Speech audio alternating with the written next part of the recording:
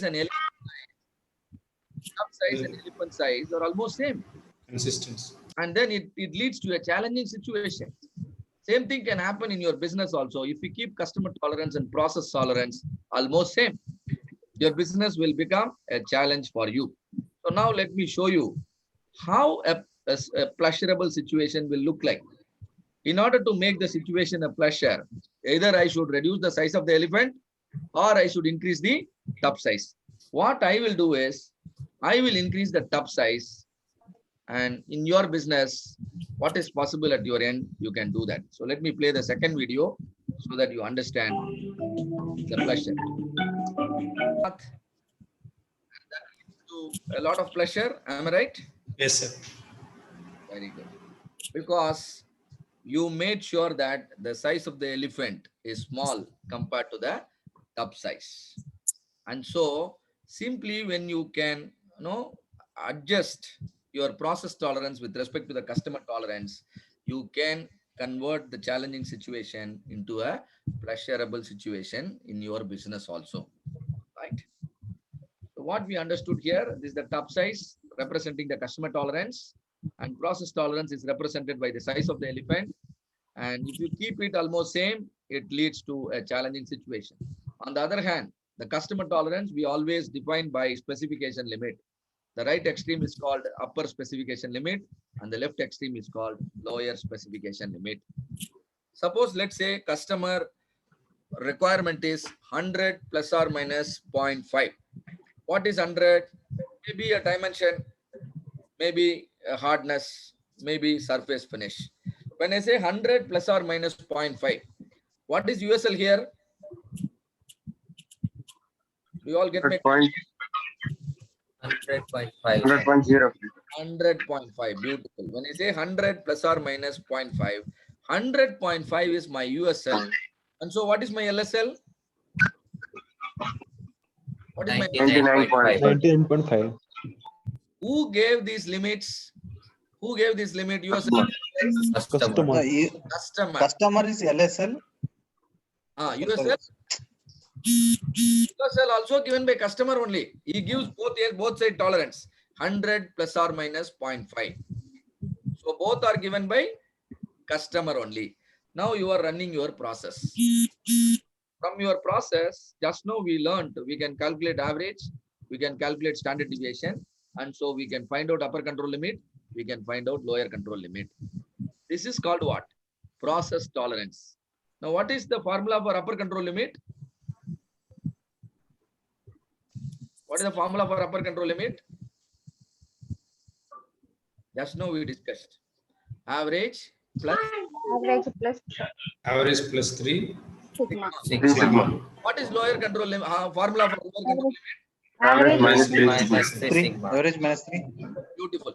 So now you know how to find out the upper control limit and lower control limit, and simply you ensure your control limit stays inside specification limit, right? If your control limit stays inside specification limit, your process is capable. You will not produce defects. If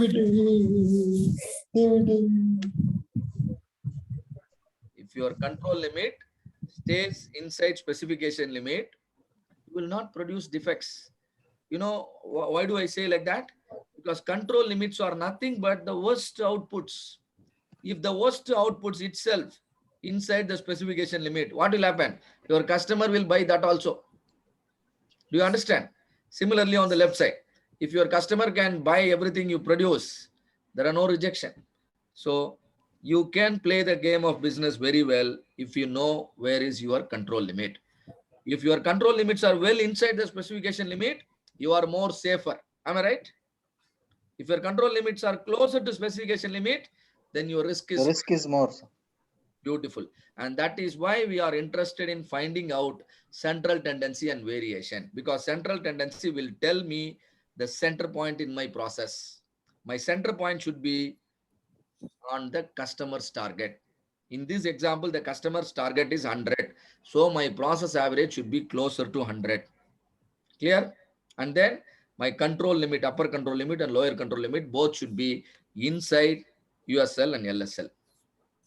Right. One more example. Imagine you have a parking area in your house and you have got 3 cars. First car is bigger than the parking area. Now, will you be able to park your car inside? Possible? No. No, sir. When you try to park this car, your car will certainly damage. Whenever your process tolerance is bigger than customer tolerance, there will be rejections. Clear? Now come here. Your car size and parking size are almost same. Now will you be able to park the car? Yes or no? Car, but risk Possibility is is there. there. Risk. Risk is there. But you cannot open the door. If you slide, if you drift by a small amount, you will hit the wall, isn't it? Yeah. Even small minor change, minor no deviations not allowed. Can you run your business without such minor deviation? Impossible. So this is also not leading to a healthy scenario, but looks capable. But in a considering a long-term perspective, definitely this is not recommendable. Now the car size is half of the parking area. And now you can easily park the car inside. Even after parking, you can open the door. And even if you shake a bit while parking, nothing happens to your car. Even small deviation also accepted. Yes, small deviations also accepted. And this is the advantage of keeping your car size smaller than the parking area size. Same will be the advantage when you keep your process tolerance or process width smaller than the customer specification width. Specification width is capital D, process width is small d. So the right side wall in the parking area is your upper specification limit. Left side wall in the parking area is your lower specification limit. This edge of the car is upper control limit.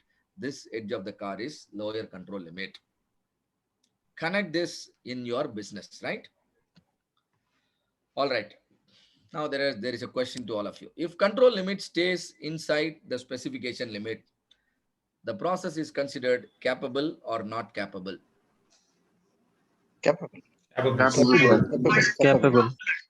What do you mean by calling it capable? It will not. Inside the control limit. All the output produced by your process will be accepted by the customer. Accepted by the customer. Yes. Right? And to be very precise, I will say 99 point control limit. 99.5. Control limit means 99.73. But you are keeping your control limit inside. So almost 100 will be accepted. So specifications are provided by manufacturer or customer. Customer. Customer. Customer. Control limits are calculated using customer data or process data. Customer. Sir, Customer no. Customer No, data. sir. No, customer, not process data.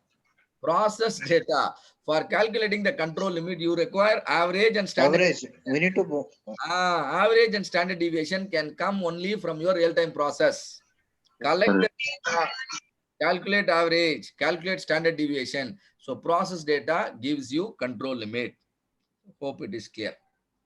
So average helps us to understand whether our process target correctly or not. It simply means, are you holding the gun correctly or not?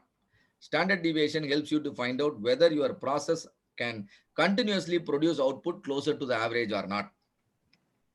Keep your average on target and you produce everything around the average. Produce everything around the average, but prior to that, keep your average on the target. Do you understand? So that everything you produce will be around the target. Finally, we want to hit the target. Hope it is clear, right? And a distribution is called normal if the data points are symmetrical about mean or center.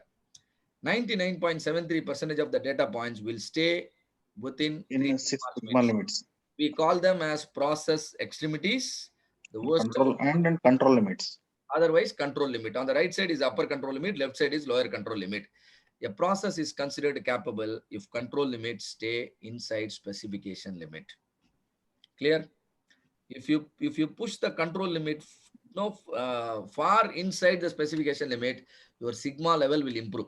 So what is sigma level? And that we will touch in the last 20 minutes. Right.